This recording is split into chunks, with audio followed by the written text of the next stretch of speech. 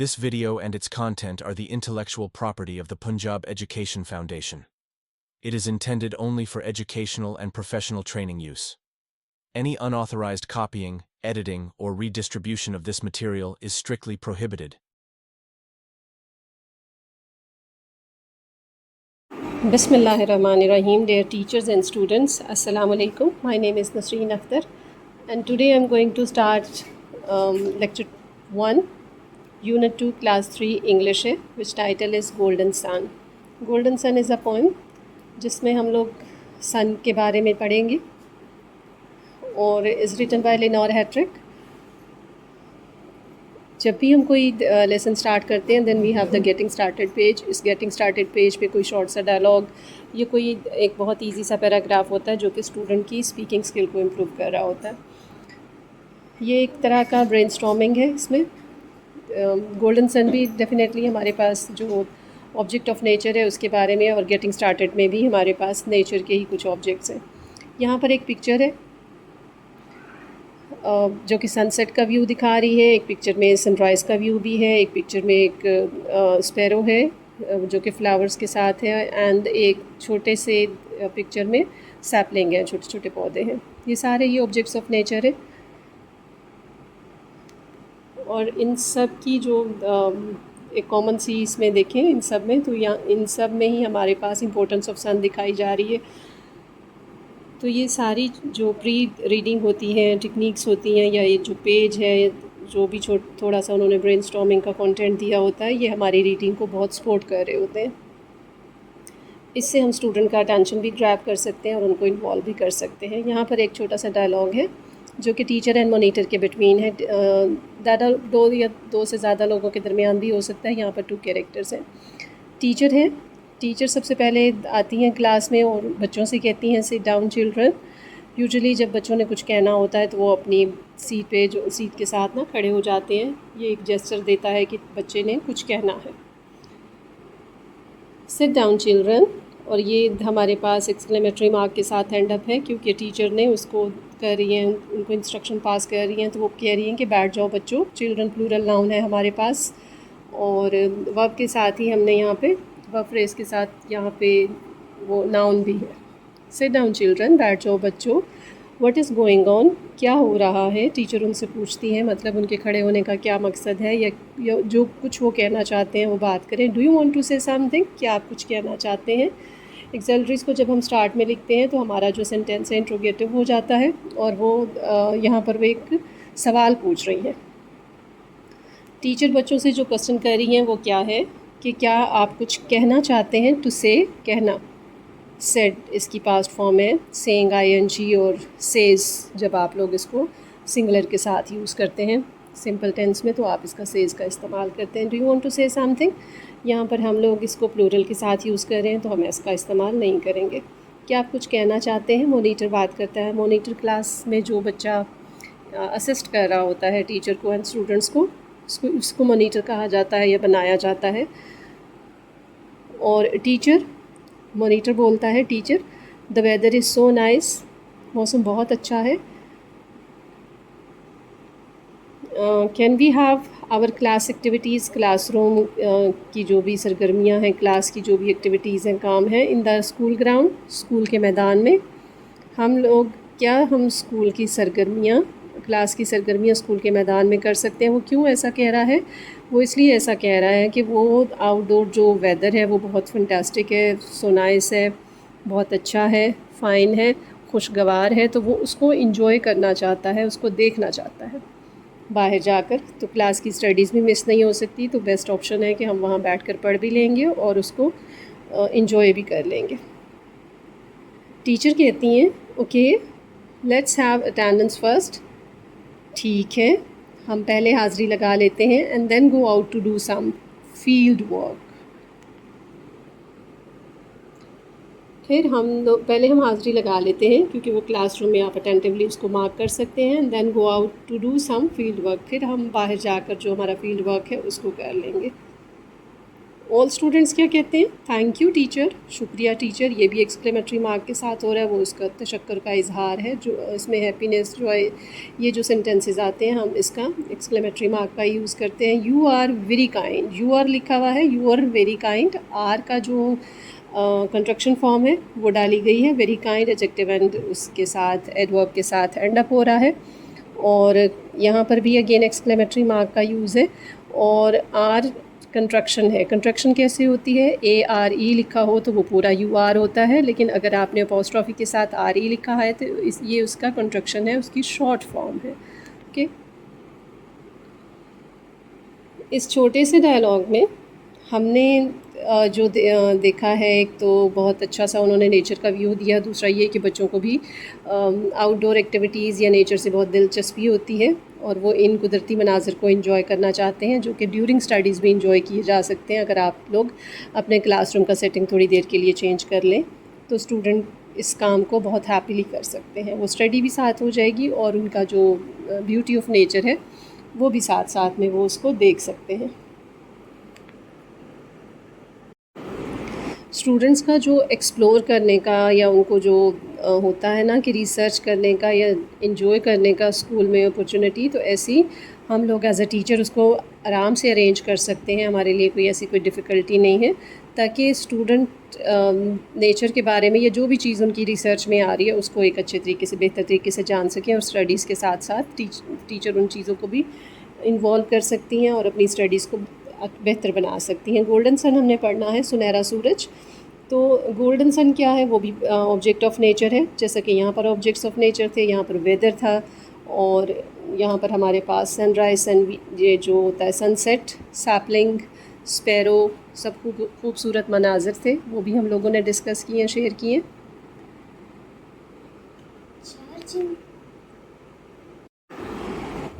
Golden sun, सुनहरा सूरज, कोई भी रीडिंग जब हम स्टार्ट करेंगे, pre reading, post reading, while reading, ये सब होता है हमारी रीडिंग में, ताकि हम रीडर को इन्वॉल्व कर सकें, इंगेज कर सकें। और इसी इंगेजमेंट के साथ उनका जो अटेंशन होता है, अंडरस्टैंडिंग होती है, वो ज़्यादा क्लियर होती है।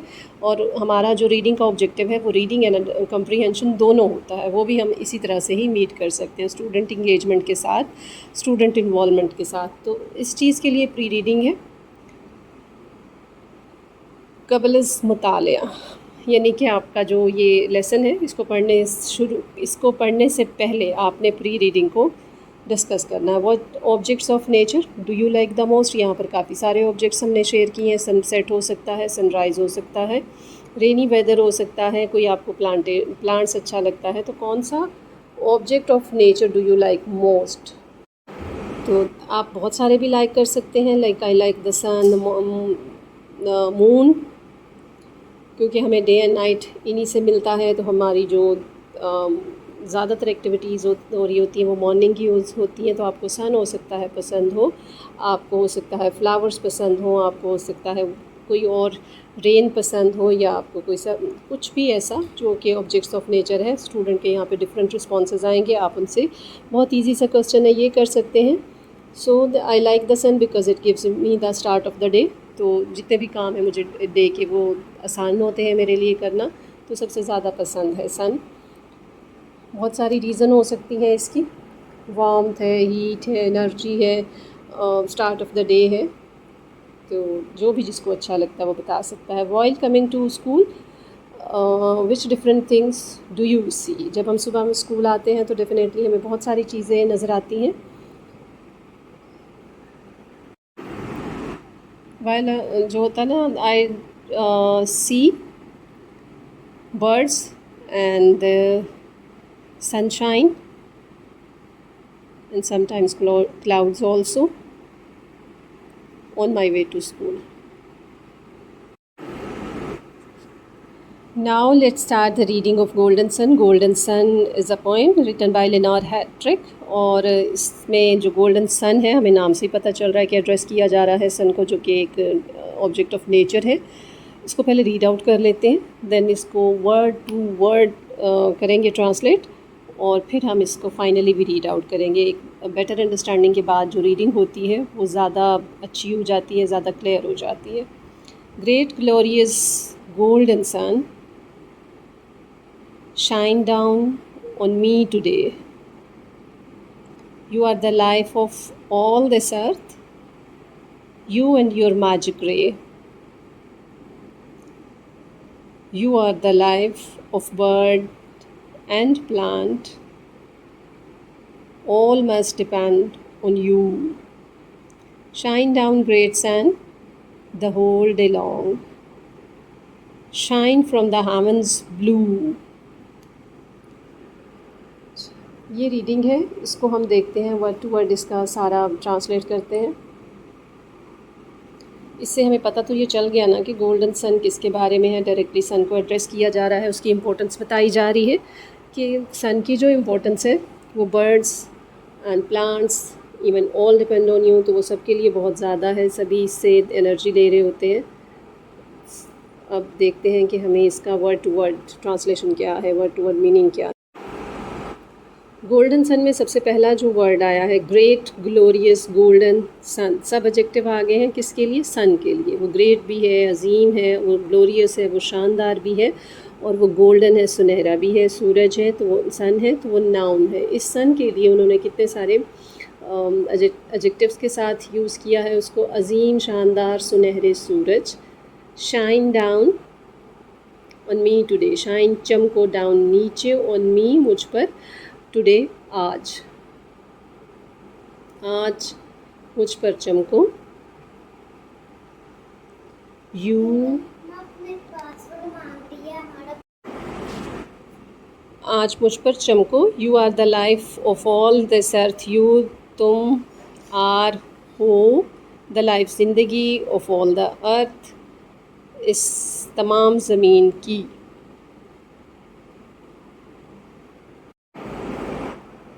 ऑफ ऑल दिस अर्थ इस तमाम ज़मीन की। यू एंड योर मैजिक रे। यू क्या है? यहाँ पर प्रोनाउन आ रहा है, और योर मैजिक रे तुम्हारी जो जादुई शुआ है, किरण, जादुई शुआ, और किरण जो भी कहना चाहें। ये क्या चीज़ है? ये हमारे पास आ रही है नाउन फ्रेज, और आ रहे हैं एडजेक्टिव्स आ रही है। और क्या है कि तुम और तुम्हारी जादुई शुआएँ, तो मैजिकल रे है, शुआ है।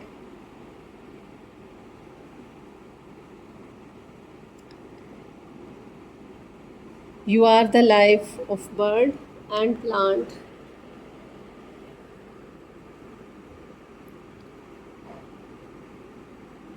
You are the life of bird and plant. You again वही है, प्रोनाउन का यूज़ कर रहे हैं, आर हो। द लाइफ ज़िंदगी, ऑफ बर्ड एंड प्लांट, परिंदों और पौधों की।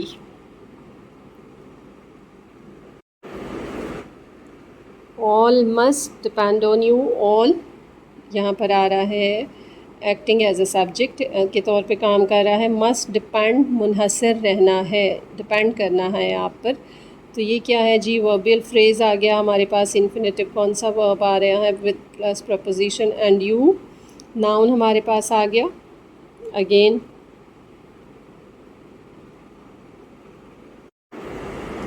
All must depend on you, तमाम को तुम पर ही निसार करना है। शाइन डाउन, चमको, शाइन डाउन आ गया हमारे पास वर्ड। शाइन, चमको, डाउन नीचे भी होता है। यहाँ पर हमारे पास ये फ्रेज़ आ गई है great sun, the whole day long.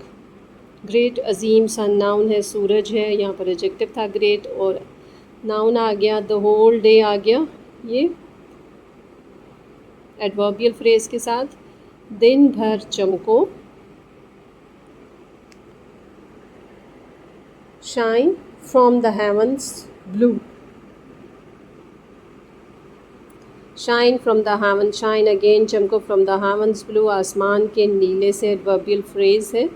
तो वो क्या कह रहा है शायर उसको कि शाइन डाउन ग्रेट सन, अजीम सूरज, तमाम दिन चमकता है, सारा दिन हमारे पास रोशनी होती है इसकी। Shine from the heavens blue, नीले आसमान से। ये जो पोएम है यहाँ पर इस लाइन से एंड होती है। इसमें सारे का सारा हमने डायरेक्टली एड्रेस देखा है, पोइट ने उसको डायरेक्टली सन को एड्रेस किया है जो कि ऑब्जेक्ट ऑफ नेचर है, और उसकी अजीम जो है ना उसकी सारी की सारी इम्पोर्टेंस हमें बताई है, और उसकी इस अज़मत को उसने सराहा है ग्रेट, ग्लोरियस, गोल्डन के टाइटल से। You are the life of all के टाइटल से उसकी मैजिक रे को किया है, एड्रेस किया, क्योंकि उसकी जादुई लाइक वो वार्मथ और एनर्जी और पावर दे रहा है यहाँ पर सबको, जिसकी बेस पे उसको सुनहरा कहा जा रहा है। तो ये सारे का सारा उसने सन की हमें सारी खूबियाँ बताई हैं बहुत अच्छे तरीके से। You are the life of bird and plant, bird और प्लांट की ज़िंदगी है, उनको जब सॉइल और वाटर के साथ सनलाइट भी चाहिए होता है जिससे प्लांट ग्रो करता है।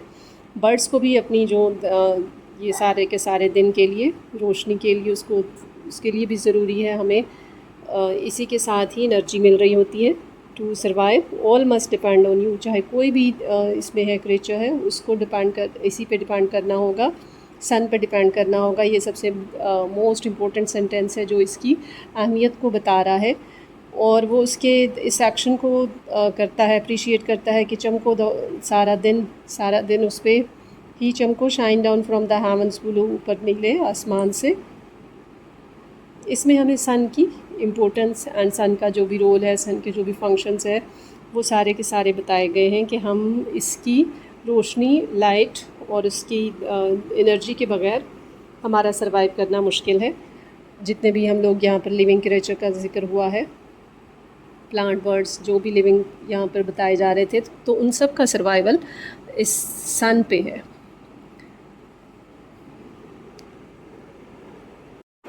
पोस्ट रीडिंग में भी उन्होंने हमसे यही क्वेश्चन पूछा है, what gifts we get from the sun. We get heat and sunlight from the sun, और ये जो हीट और लाइट दोनों हमें सन से मिल रहे हैं, तो इसी से ही हमारी फर्दर जो एक्टिविटीज़ हैं वो चलती हैं। हीट और लाइट हमारे लिए, हमारे दिन के लिए, हमारी बॉडी के लिए, हमारे प्लांट्स के लिए बहुत ज़रूरी है, जिससे वो ग्रो करते हैं, जो कि उनको ताकत देते हैं, आगे बढ़ने में मदद देते हैं।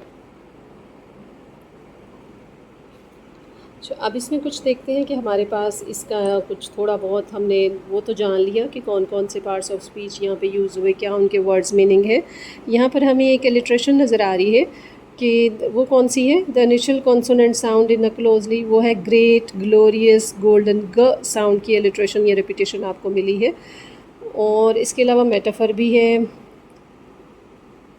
You are the life of all this earth, you are the life of bird and plant. ये किसके लिए यूज़ किया जा रहा है? ये सन के लिए यूज़ किया जा रहा है। Now would be able to, इसके अगर हम कुछ शॉर्ट से क्वेश्चन पूछें तो बड़े आराम से सभी इसको आंसर कर सकते हैं कि जो सन, इसमें किस चीज़ के बारे में बात की गई है। This poem tells about the overall क्या चीज़ इसमें आ रही थी। तो नेचर ऑफ ऑब्जेक्ट है, ये हमें ब्यूटी ऑफ नेचर भी बता रही है, अबाउट सन बता रही है। What does the poem tell us actually, ये पोएम हमें क्या करती है? Glorious, golden and shine down, ये कह रही है सन को उसकी पावर एंड उसकी ब्यूटी के बारे में बता रही है। और जब यहाँ पर इस लाइन में हम आते हैं, you are the life of this earth and you and your magic ray, फिर क्या होता है? ये किस चीज़ की इंपॉर्टेंस में बता रही है? The sun's light and warmth help everything to grow. यही हमने पढ़ा है, it is like a magic ray that gives lifes. तो उसको अगर हम देखें तो इसकी ये जादुई शुआ है जो दूसरों को ज़िंदगी दे रही होती है।